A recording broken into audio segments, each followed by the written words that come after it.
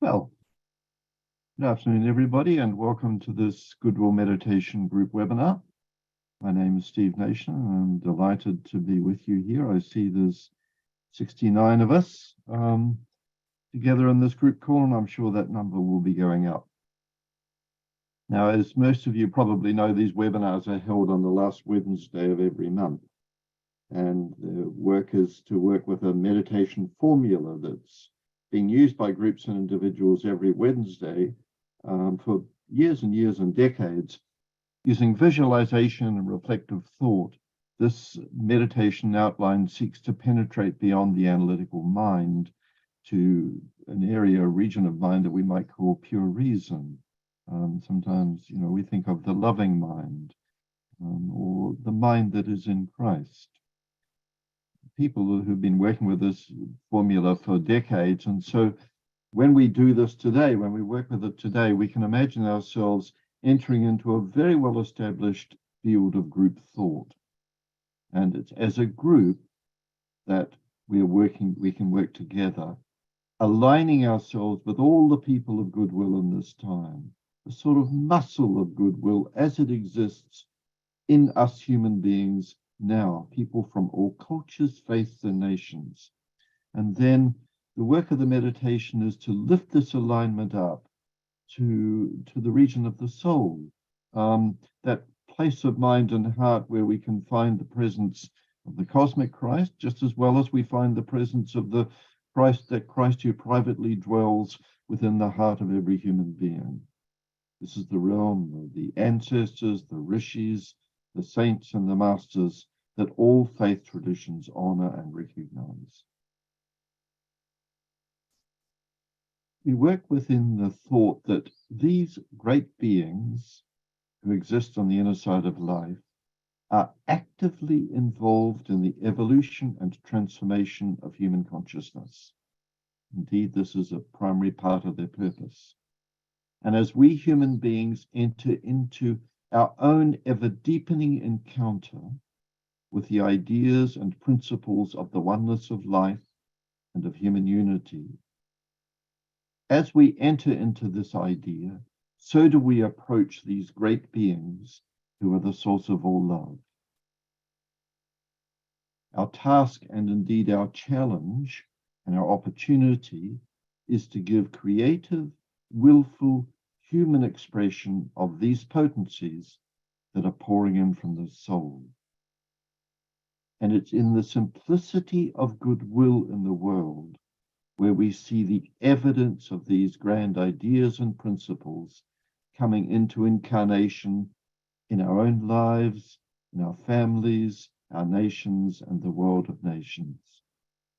Goodwill is such a universal quality, the goodness of the human heart, the will to do the right thing.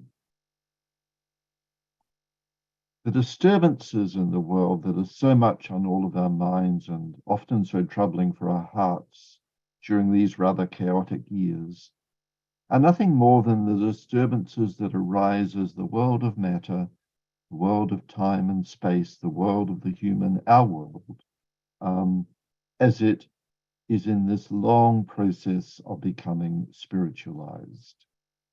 How could this be anything but a fiery process?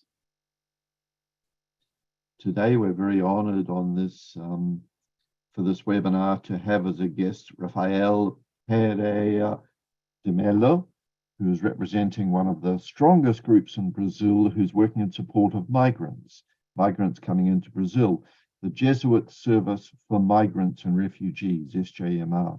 This Jesuit network is a network that's active in over 50 countries, and Rafael will be telling us about the group's work in Brazil, which is really quite an extraordinary story, and it's wonderful to see such work being done. It's interesting that the theme for our webinar today is the reality of migration. I really like that word, the reality. It's a theme that we've taken from the SGMR website, so thank you very much, Rafael, for that. And it reminds us of the tensions, the crises, and the opportunities that are such a very real part of the great transition in consciousness that's occurring in all of our nations and in all of our communities, indeed, as the mindset of separation, all of the memories that are within us and within our communities, encounters this newly emerging mindset of wholeness and unity. In this one area of migration, we see all the elements of this transition in the lives of our nations, our communities, and more importantly, in the lives of individuals and families, the lived experience of what it is to pass through a time of transition. Goodwill can be found where human beings are using creativity, compassion, and love to care for those who are most vulnerable and to plan and develop systems and structures where societies can manage these massive flows of migration that are occurring with care and with some sort of will to support strong, thriving communities that respect the rights, freedoms, and responsibilities of all. And it's not easy work, but it's in the reality of migration, in its real nitty-gritty, day-to-day realities, that we can see the spirit of goodwill being challenged to become smarter, more intelligent, but also more courageous and creative in the work of building more generous and caring societies. So the plan for our time together today is to work, first we'll work with a meditation, then I'll hand over to my colleague Michael Galloway, who's joining us today from London, and Micah will introduce Raphael, who will speak about the work of SJMR. And this will be followed by a brief discussion when there'll be time for you to share your thoughts and questions for Raphael. And we'll aim to close on time today. Sometimes we've been not so good with time. So today we want to be sure to close at 1 p.m. Eastern time here in the US and throughout the Americas, Eastern time, and 6 p.m. in BST, British Summer Time. Just before we begin the meditation, I wanted to remind everyone that within the spiritual tradition that's at the heart of World Goodwill's work, this Saturday is World Invocation Day, and that's a day when people around the world are encouraged to use the Great Invocation with focus and attention to call forth the potencies of the divine, the energies of light, love, and spiritual purpose that flow through all the activities of people of goodwill in the world. So World Invocation Day is a day to use the Great Invocation with special commitment. And in support of this, everyone's welcome to join the Zoom call for the Arcane School Conference in London this weekend, Saturday and Sunday, and for the Lucis Trust's Gemini Full Moon Meditation broadcasts that will take place on Saturday. So now, friends, let's join together in using this Goodwill meditation.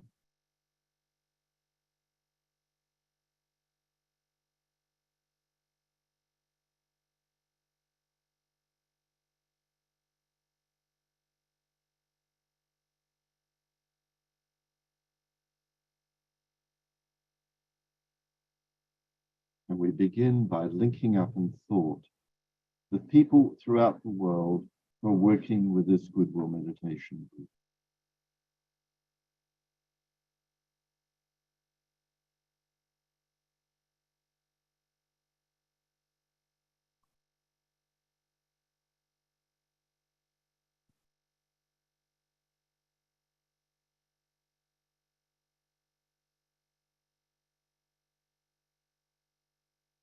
And we reflect upon the fact of relationship.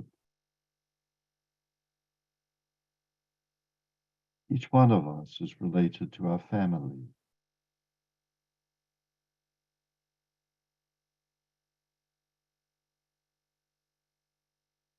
We're embedded within our community.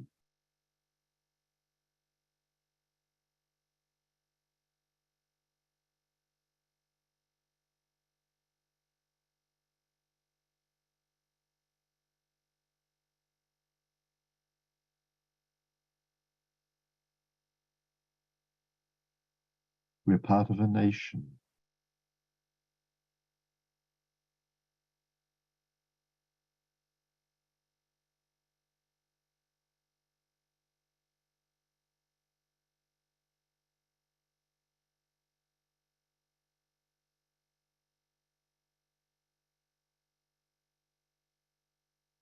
we're related to the world of nations.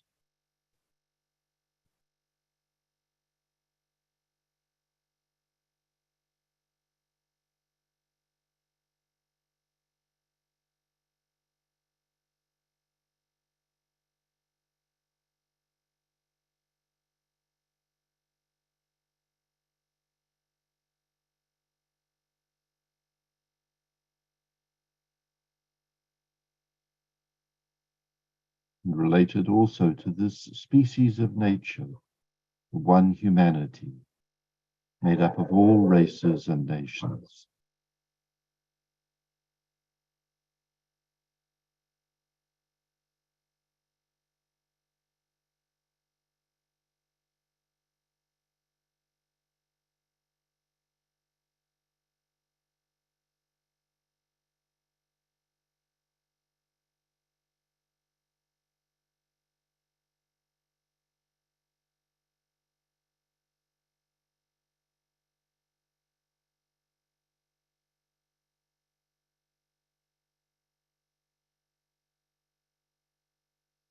And now, with the recognition of all these lines of relationship, use this mantra. The souls of all are one, and I am one with them. I seek to love, not hate. I seek to serve and not exact due service. I seek to heal, not hurt. Let pain bring due reward of light and love. Let the soul control the outer form and life and all events, and bring to light the love that underlies the happenings of the time.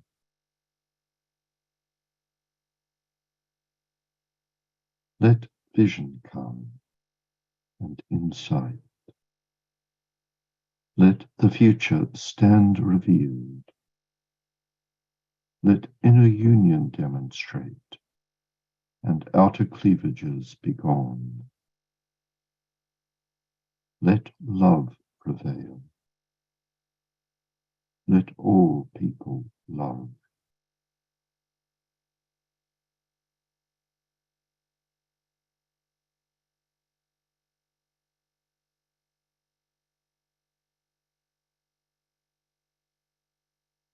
And now take a moment to reflect on your own and humanity's relationship with all those beings who dwell in the higher realms of mind and heart.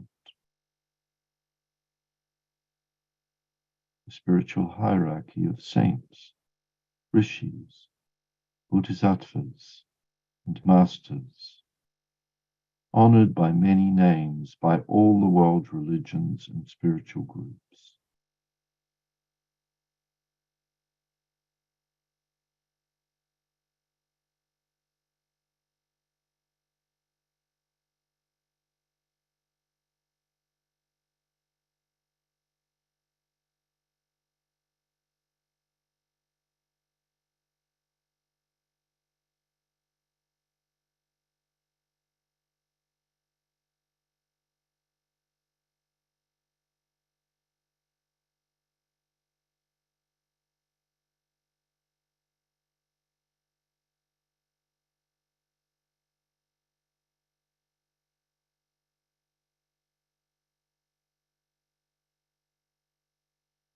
Now imagine that all of us, as a group, are standing together within the center of this spiritual hierarchy, and that we're immersed in the consciousness of the heart of love. The Christ, also known as Maitreya, the Imam Mahdi, the Kalki Avatar, and other names.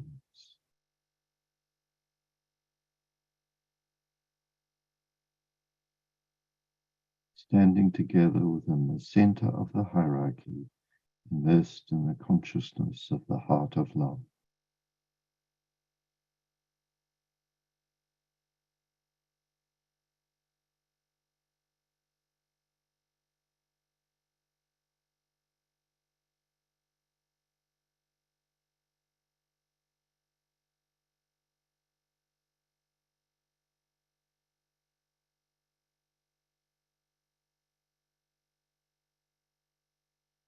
and maintaining that high point of contact.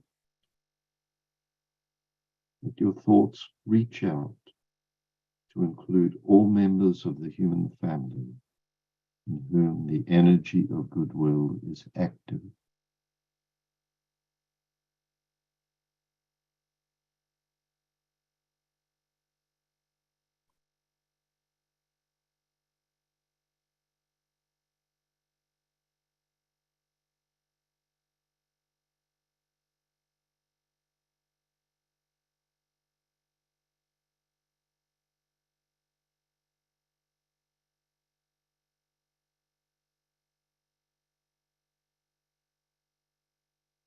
And use the affirmation: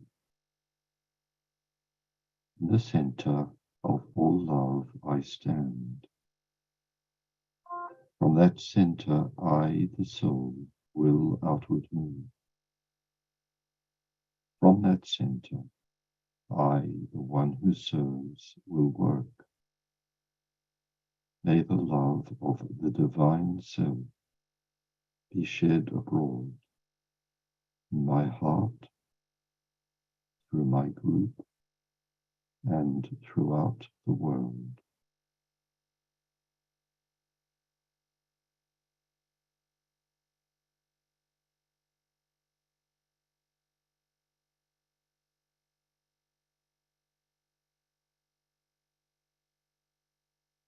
Now imagine the energy of love flowing from the hierarchy through the men and women of goodwill into the hearts and minds of all people, infusing this environment of all with goodwill and enabling loving and harmonious human relationships to grow and put out roots.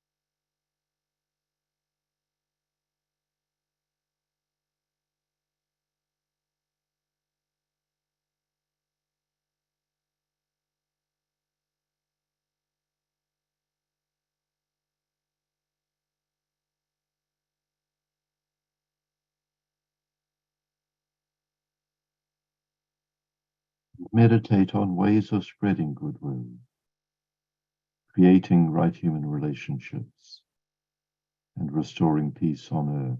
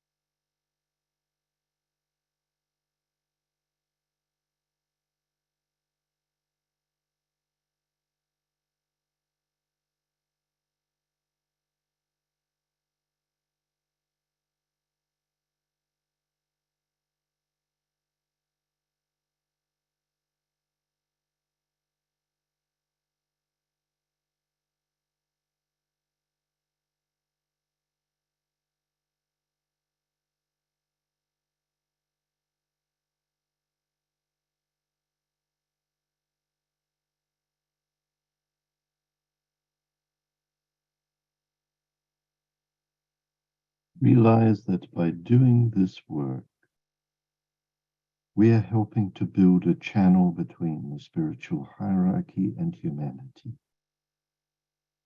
a channel or a bridge through which the energy of goodwill may flow, uniting humanity, enabling humanity to solve its problems. and healing all cleavages.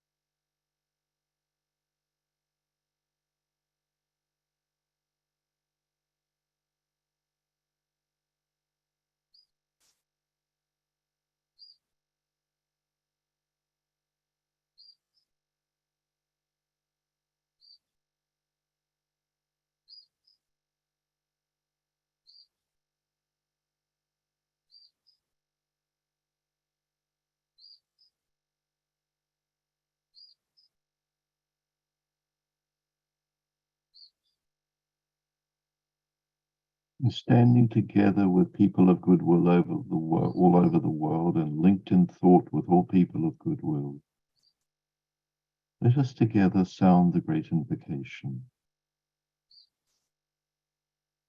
And let us choose to say it with deliberation and full commitment to its meaning, knowing that as we do so, we are as a group radiating its potent energies to humanity.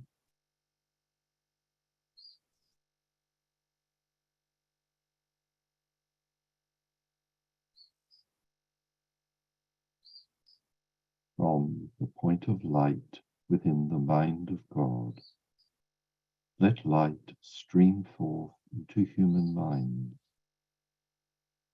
Let light descend on earth.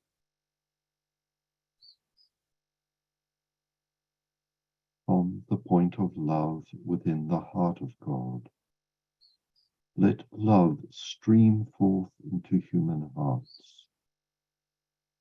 May the coming one return to earth.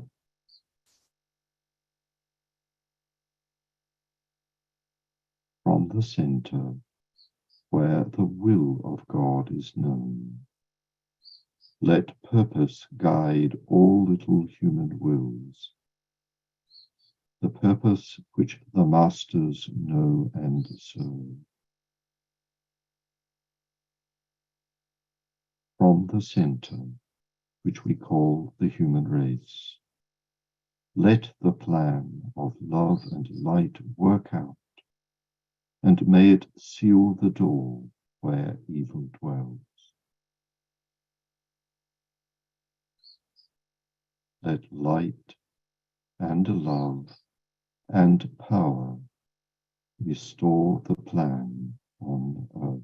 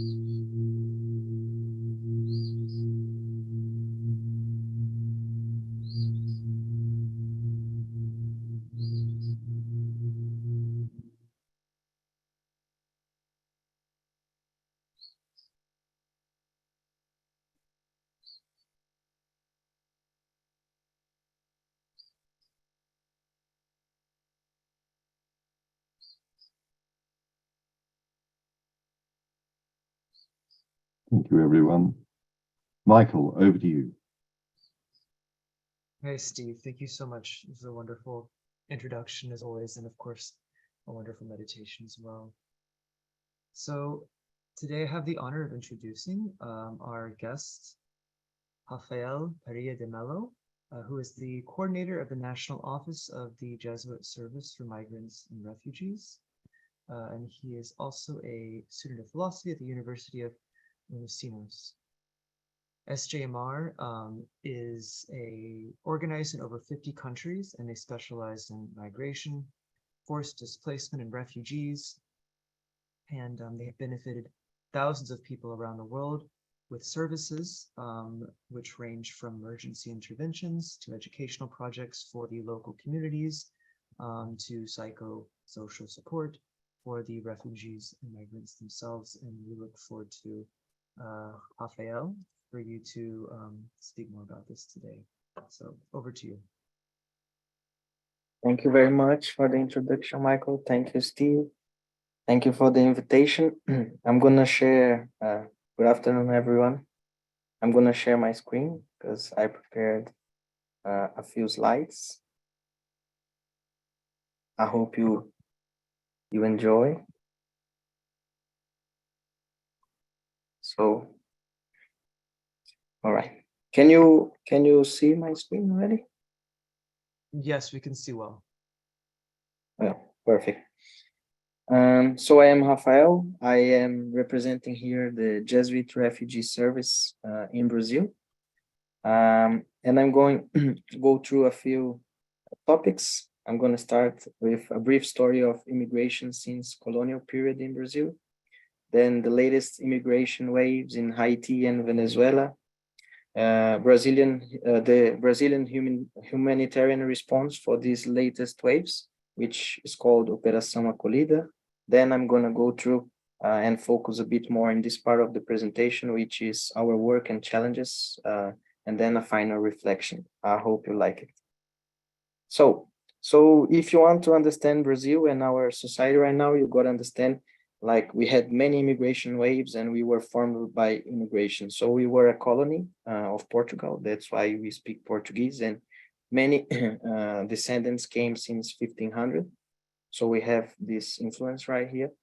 We also were like an European colony. As an European colony, we had major labor force coming from Africa, which were slaves here. It's a sad part of our story, but it's a part of our story. So we have more than 80 million Afro descendants right now in Brazil. We also are the largest country with Italian descendants, more than 30 million. We are also the largest country with Japanese descendants, more than 2 million people. And it is estimated that we have more than 11 million Arabs or descendants. And we are also one of the largest Jewish communities outside Israel. So you can see that immigration is a huge part of our history, and you can't understand Brazil if you don't understand this. As I told you, the latest immigration waves that hit here since 2010 were Haiti. That started more intensively since 2010. Here you have a map. So Haiti is in Central America, and it shares an island with República Dominicana, which is in the right side, and Haiti the left side. A huge earthquake hit in 2010. And just a comment is sometimes it's difficult to understand the one reason of the immigration. Sometimes it's a mix of reasons, you know. So in Haiti, you had this huge earthquake, then you have political instability, the economic situation is very bad, and it leads to a lot of violence. So since 2010, we had more than 160,000 people from Haiti that stayed in Brazil. Here, just a few pictures for you. So this is the devastation caused by the earthquake. You have like the violence in the streets, and it's a very beautiful country. Venezuela. Well, Venezuela, it's here. So in the north of South America, it has a huge border with Brazil in the north.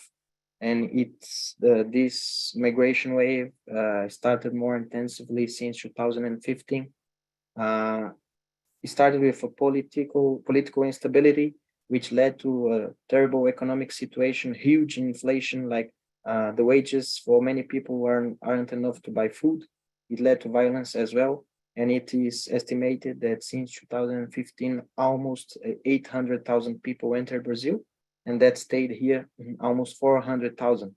It's important to mention that around 25% of the Venezuelan population left the country. Brazil is just the fifth destiny that they choose because we have different languages, different cultures. So many people left. Here, just a few pictures so you can better understand. This is the border. Here is Brazil in the left side, in the right side, Venezuela. This is the street that connects Brazil and Venezuela.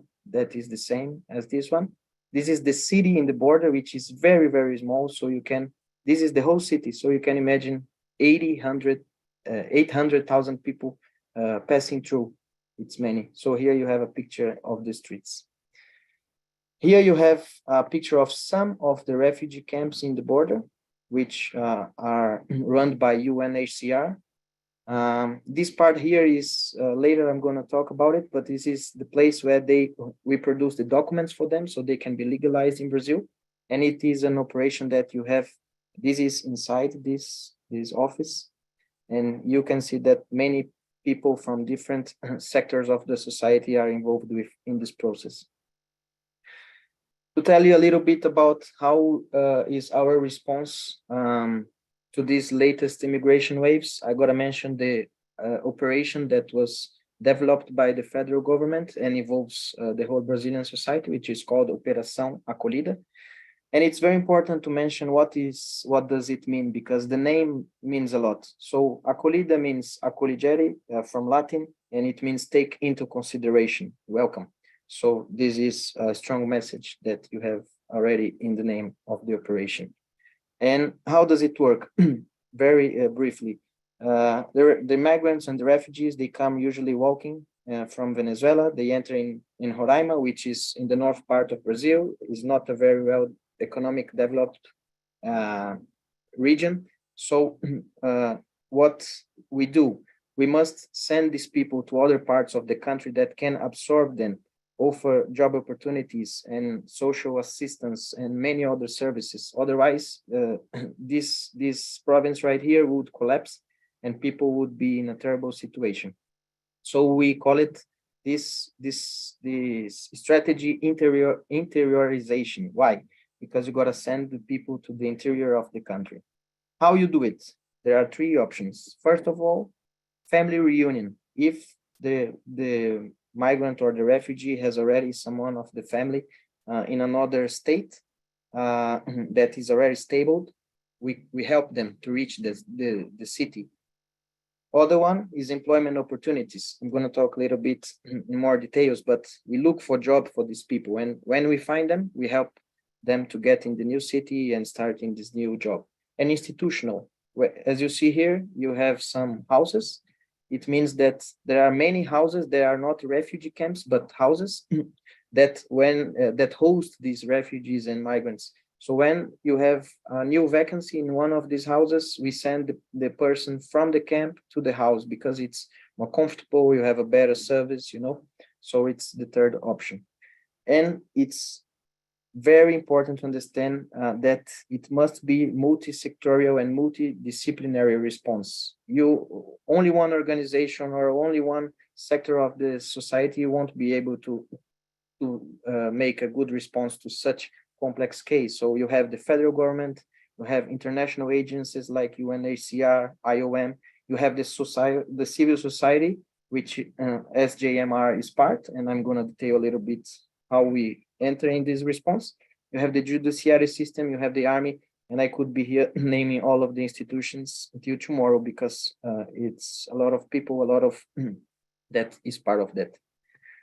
So here, just very quick, our presence in Brazil. As you see, it's very similar to the map of the interiorization. We have 6 offices, one next to the border, one in Amazon. Here is the capital of the Amazon province. Then we have more offices here, which is the southeast and the south. Our main areas of expertise. There are 3: protection of rights, integration. So you need to integrate these people with Brazilian society. You need to protect them. They came here with very basic needs and very stressed situations, and livelihoods, because if you don't offer them like the opportunities so they can be autonomous, this won't work. So livelihoods assure that. In protection, what do we do? First of all, and very important, regulatory migration. As soon as they arrive, We help them with the refugee protocol or the temporary residence. It's a choice that they make. After that, we have to help them with Brazilian documentation so they can walk legal here. And of course, work permits. Just so you have an idea, this documentation is ready usually within 2 weeks. Without documentation, it's very hard so that people can be introduced in the new country. And sometimes we see countries that make them wait 3-4 years. It's very bad situation. We also offer psychosocial support. As you can see here, we offer qualified listening. SGBV means sex, gender-based violence. So we help a lot of people that suffer this kind of violence. We have to offer a qualified listening. We offer psychological care with psychologists. We offer orientation on social assistance benefits. We refer them to public assistance network and many other stuff. We also deliver direct aid, as we said. For example, we deliver kits of health, hygiene. We deliver food vouchers and cash-based intervention as well. So we have here some pictures that show a bit of our operation in protection. Here is a campaign that was focused on Black women. Here is a campaign of when it's cold in Brazil. Yes, sometimes it's cold in the south. We make like donation campaigns that we have like cold weathers, and then we donate them to the refugees. So, okay, integration. As I told you, is very important that we integrate these people. First of all, people from Venezuela speak Spanish. We here speak Portuguese. So we offer Portuguese courses for them, peaceful coexistence projects, which means like activities that we mix migrants and Brazilians. We have activities in schools. We have tourism. We take them to museums. We take them to talk to other communities. So we have a lot of activities here in integration, and the main goal is to mix these people and make them feel part of the communities, and to make the communities understand the importance of welcoming them in a good way. So here I have like, this is a Portuguese course that we did like, I think 2 months ago. And here is a festival that we promoted that this means we are many, we are one. Livelihoods. What do we usually do? We prepare CVs. So for example, someone arrives at our office and says that he wants help preparing the CV. We prepare with them. We search for job vacancies. We have a database that has a lot of people and what are their skills, what they want to work with. And then we look for these vacancies. And when we found them, we try to connect the vacancy and the person. We train the people for interviews. And of course, we offer many professional courses. We also have some partnerships with companies that hire them. So it's a very important part of our work. Here is a course that we're going to make here in Brasilia next month for how to administrate small business. And here when we are looking for these job vacancies. I have a video, but I think I can show it later. And I have a final reflection as well. So everyone has the right to migrate. One day, as we saw in the short passage of Brazilian history, they were Arabs, Africans, Japanese, and mainly Europeans. All came forth or in search of opportunities, bringing with them their values, knowledge, memories. And today, Brazilian society is the fruit of this encounter between different cultures, which, by touching each other, enriches everything around them. This welcoming process is never easy, must be organized, multi-sectorial and multidimensional, with all spheres of society participating. But before anything else, the most important thing is to have the will to do it. So this is the message I wanted to share with you. I think that I did in my 15 minutes, and I'm happy to have a discussion with you and answer some questions if you have some. Thank you so much, Rafael. That was marvelous. And I loved the end there, must have the will to do it. I think that's perhaps one of the, must have a good heart, but also you must have the will to carry it through into some action. It's definitely what SJ Imar has clearly done. I think, and I can probably speak for many people on the webinar, is these issues are multi-sectoral and they're complex. You don't realize until you do a 15-minute presentation with everything, not even everything, just an overview of everything, how actually complex it is and why you need everything from the national governments to the local governments to multiple NGOs to local communities, even the army. You need pretty much everybody involved to deal with these problems. It's a huge problem. It affects economy, it affects culture, it affects politics. It's an issue that's really at the center of so many of humanity's major problems. And so thank you so much for laying all that out there for us. We will move shortly into some audience discussion. So if anybody has questions they have for Rafael, I may be saying your name incorrectly. Is that? No, it's fine. I'm sorry, Rafael. Then please feel free to raise your hand and we can get to you. If you'd also like to type in the chat box, of course, that's fine. But first, I'd like to just pose a few questions to you, Rafael. Mostly, and this is sort of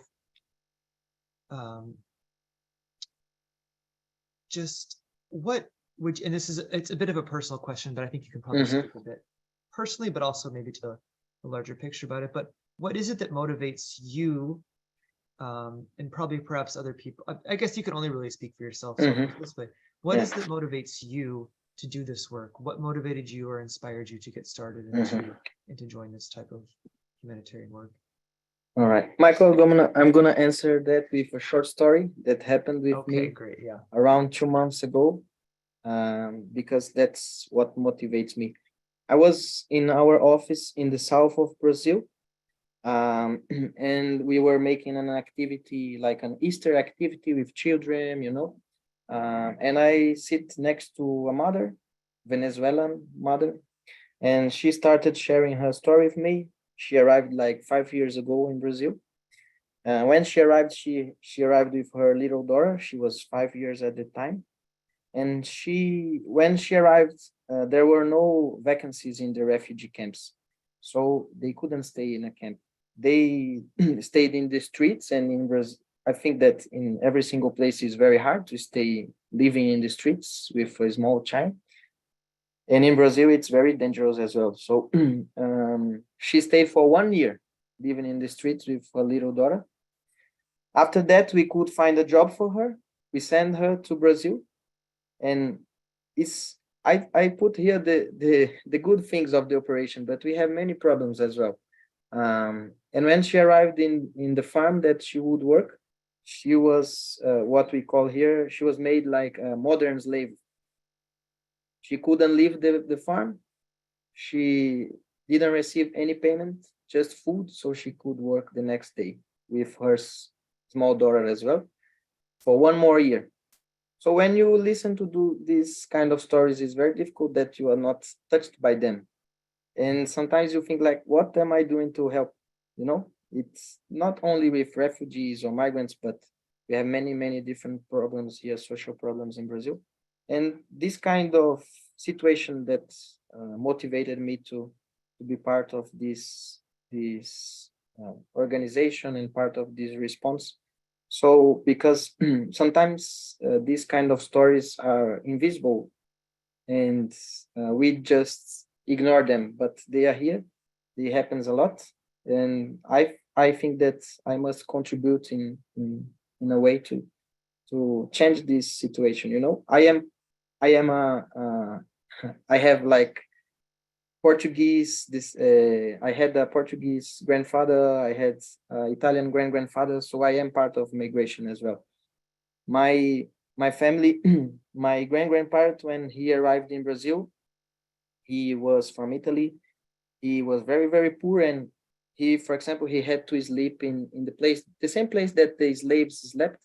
There were no response at that time. So I want to make sure that the people get at least some kind of help, So that's what motivates me.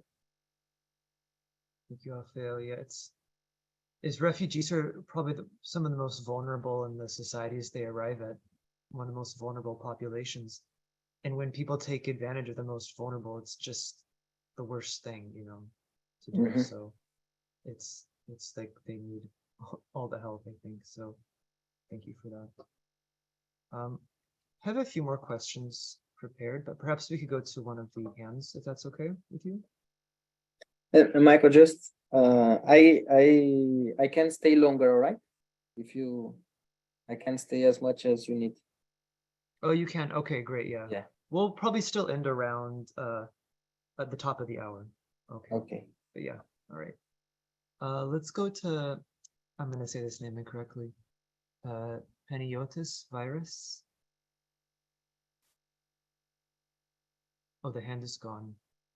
Mhm. Well, raise your hand again, Paniotis, if you do want. Oh, there you are. Okay. There we go. Okay, am I unmuted? Yes, we can hear you. Go ahead. Great. I have two questions. One concerning the language. So how do you do that?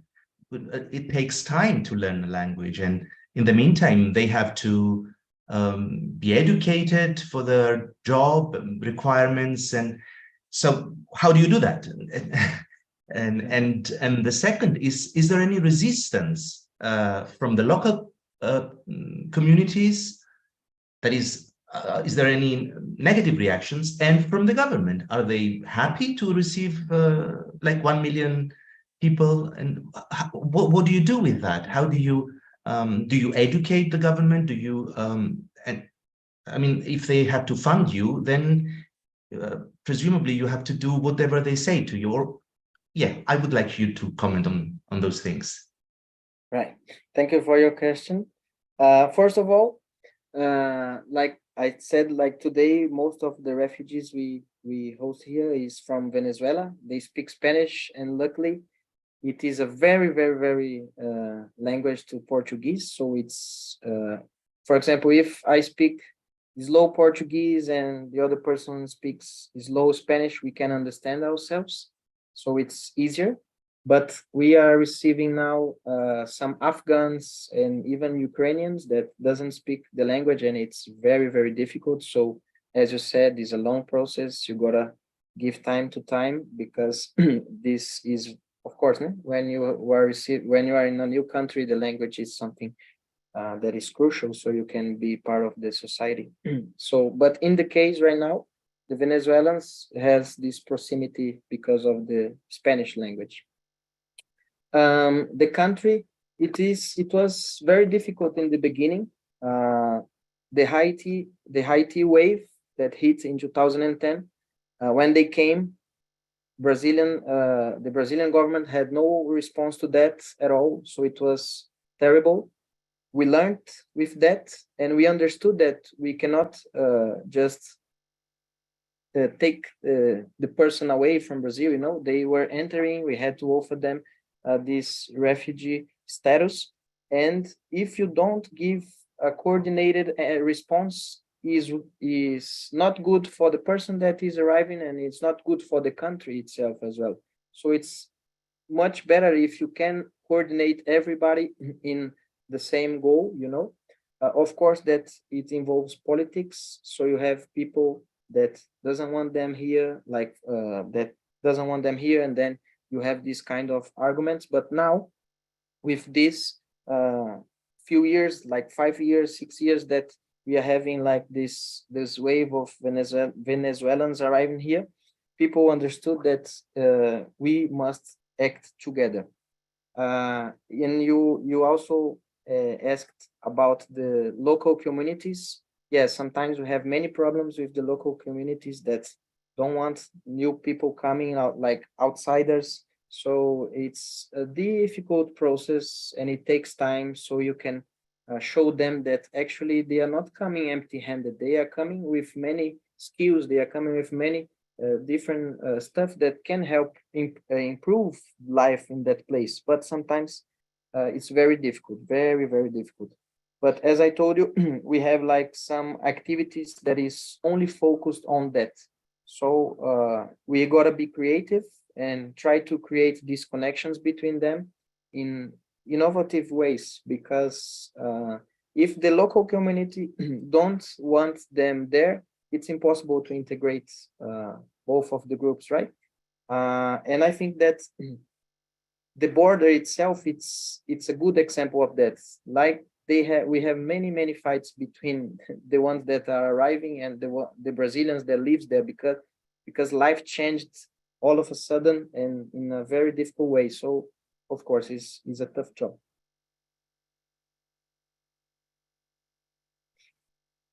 For that question as well. I was just curious, could you expand on a bit more of what it is that refugees offer to the local communities? Yeah. Well, many of them, like everyone had like its own work in Venezuela. Some of them worked in a farm or were doctors or something around that. So first thing they bring is their skills, right? Yeah. So they bring their skills, and they can help build new stuff here. Also, when you come from a different culture, I believe that they bring different views for the problems we have here. So they can help a lot thinking about new answers, new responses, different ways to think, that sometimes a culture is only thinking of, one way and trying to solve a problem in one way. And when you bring someone that is from a different background, maybe you have different kind of solutions. They also, of course, I'm going to put it, they know a different language. So why don't you want to learn a different language with them? In a country, in a world that we are globalized, it's very important. So you can have these different interactions. So they bring a different language and many other stuff. They bring a different culinary, they bring many stuff. And Brazil, Brazilian society is part of this mix of cultures, as I showed you, right? So different reasons, but today we are like this society because of this mix, and I think it's very enriching. Oh yeah, I know, knowing some immigrants to the US in my personal life, I know that a lot of times when they do fully immigrate and they receive their citizenship, they're often more proud of their nationality and of truly being like a citizen of the US than many US people are who take it for granted. So often they have this like intense desire, in my experience, to give back and to really present their best for they can for their new country. Yeah. And that's something, Michael, most of them, that I talk here, they want to go back, they want to go back, but they can't.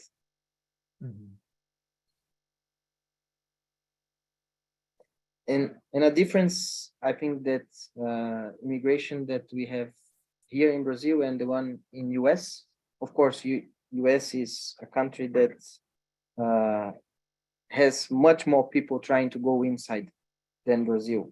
So it's, of course, it's difficult for the country to have so many people entering if it's not organized, if you don't have something that, for example, I showed you the example we have here. But it's possible to do it, but you gotta have the will to do it. If you don't have it, it won't happen. And it's the will at every level, the local level, the national level, political level. Let's go to John Horan. Bom dia, Rafael. Bom dia. Bom dia. Senhoras e senhores.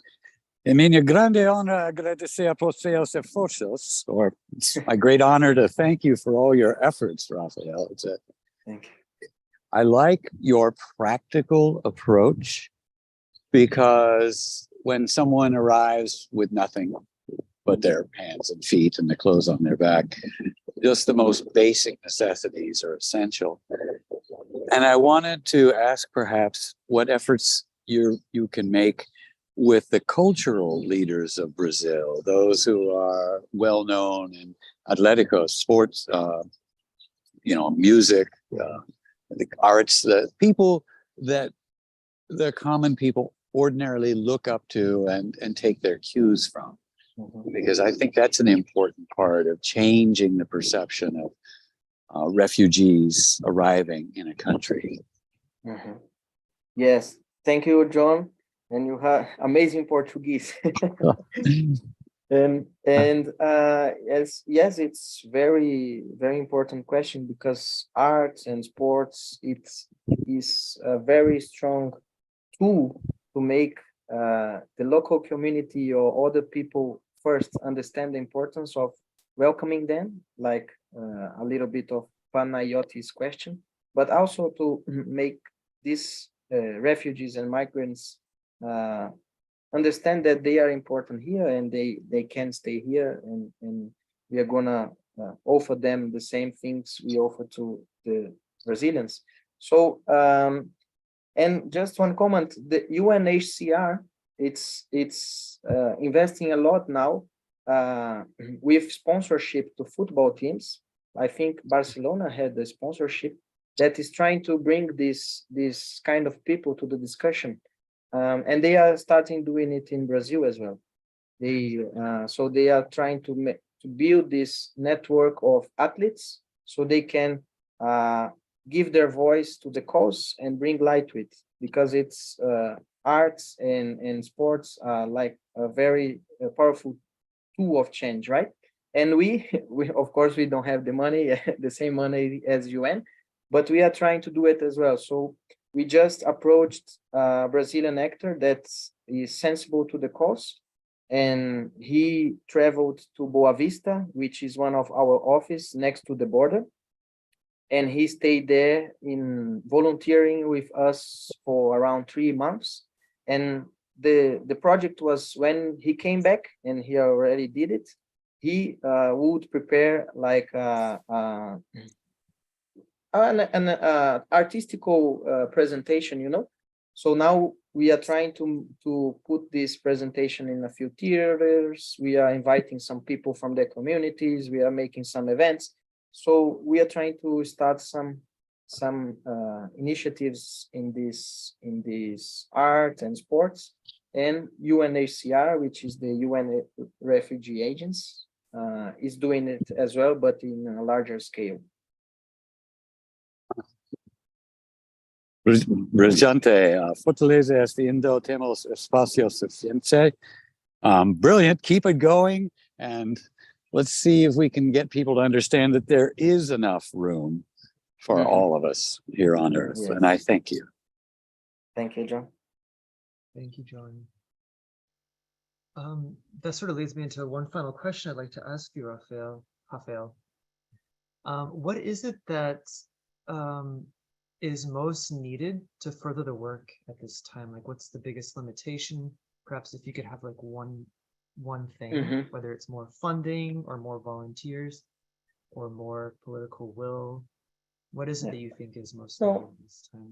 Volunteers is something that we have a lot of.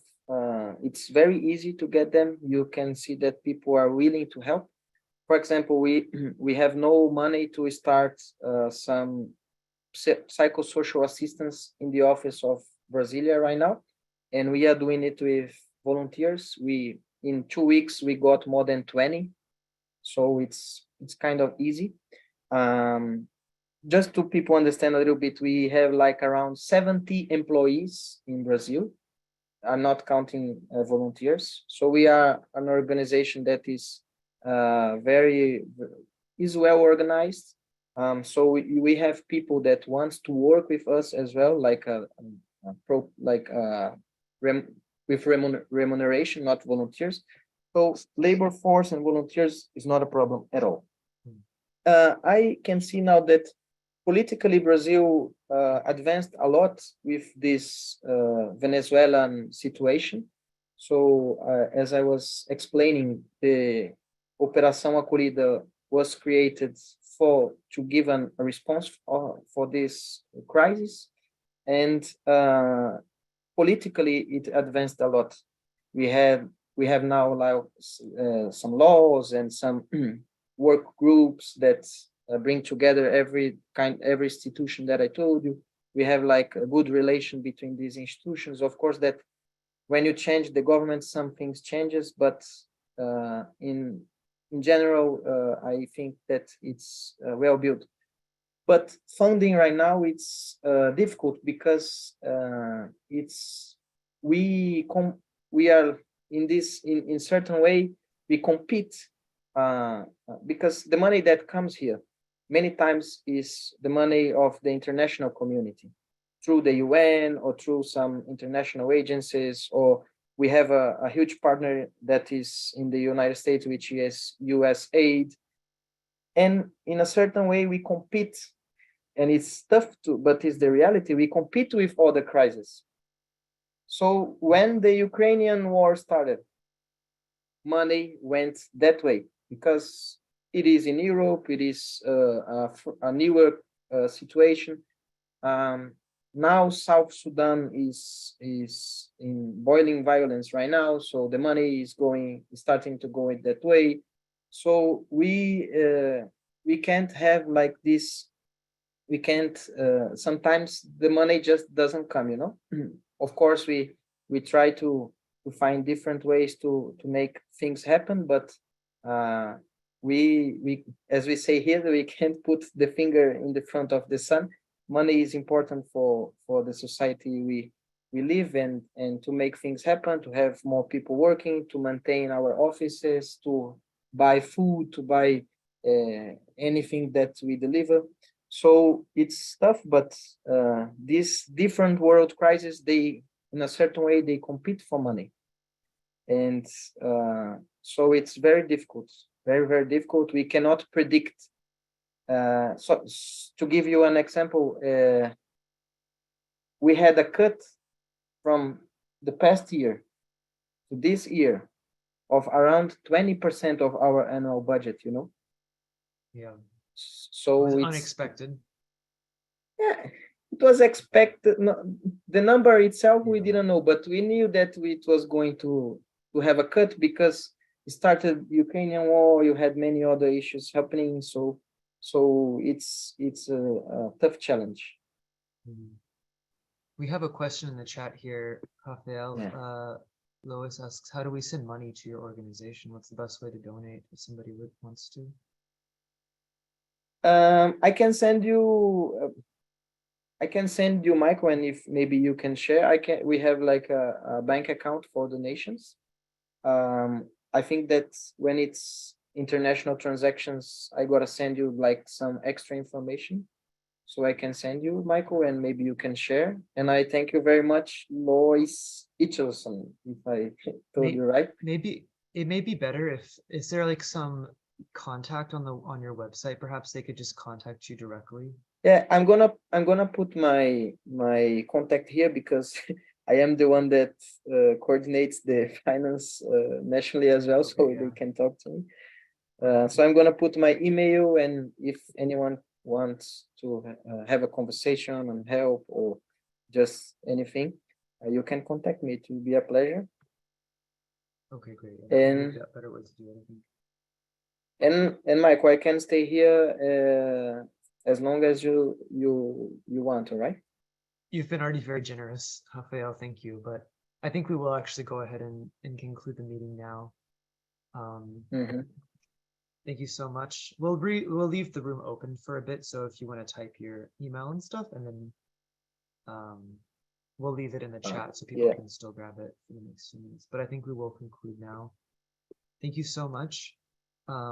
Let's all just end with a moment of silence.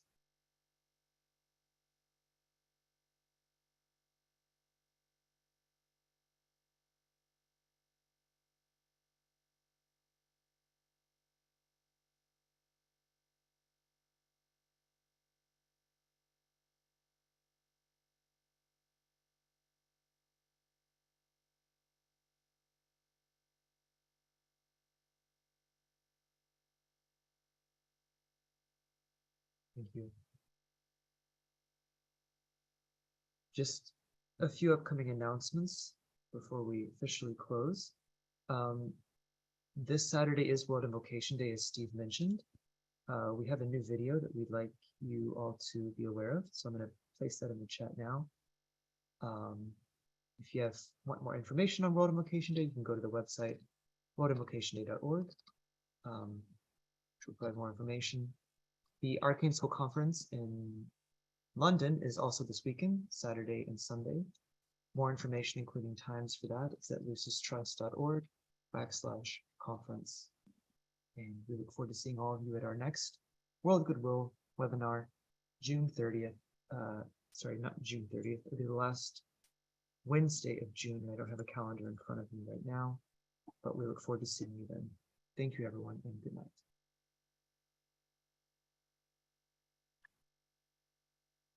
Thank you for the opportunity. Bye-bye. Take care. Goodbye.